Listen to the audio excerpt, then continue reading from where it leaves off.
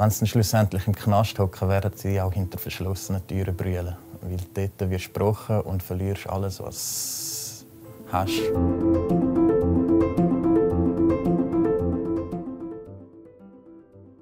Ich bin das erste Mal mit 13 in einem geschlossenen Jugendheim gelandet.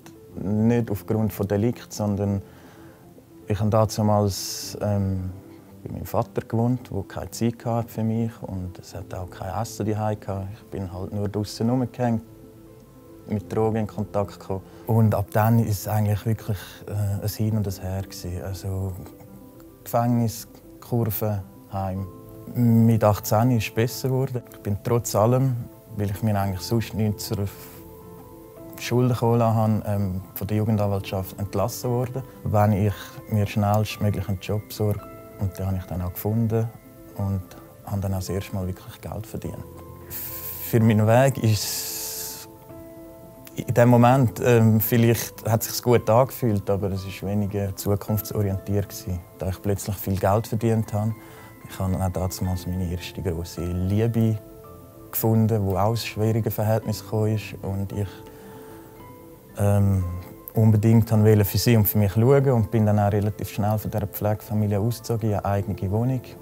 Und ja, das hat dann zur totalen Überforderung geführt. Das hat zuerst angefangen mit halt intensivem Drogenkonsum, die Wohnung verloren, nicht mehr zahlen, die Freundin, die abhaut, noch mehr Drogenkonsum. Und dann irgendwie müssen das alles auch finanzieren. Und dann sind die ersten Einbrüche und kleinere Drogenhandel im Erwachsenenstrafgesetz gekommen. Im Strafregister ist relativ lang. Bande- und gewerbsmässige Einbrüche, Drogenvergehen, Waffenbesitz, kleinere Körperverletzungen.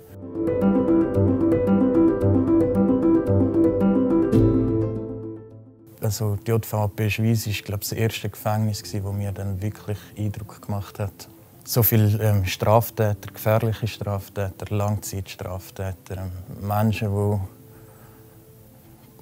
nicht mehr so viel Empathie besitzen und die ganze Fremdbestimmenheit dort drin, es ist irgendwie die Einsamkeit, es kommt dann irgendwie alles auf einen zugeschossen, oder? Und das hat mich recht zum Nachdenken gebracht.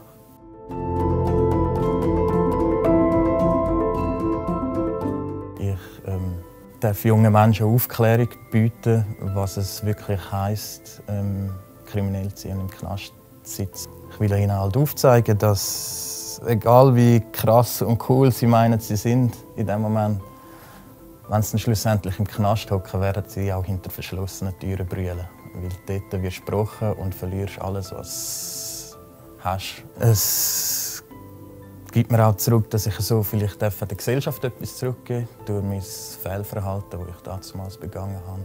In der Zeit, wo man das Zeug macht, überlegt man leider gar nicht so weit, oft, dass man eigentlich diesen Menschen antut. Und habe versucht, das halt so gut wie möglich auch wieder zu Grab biegen.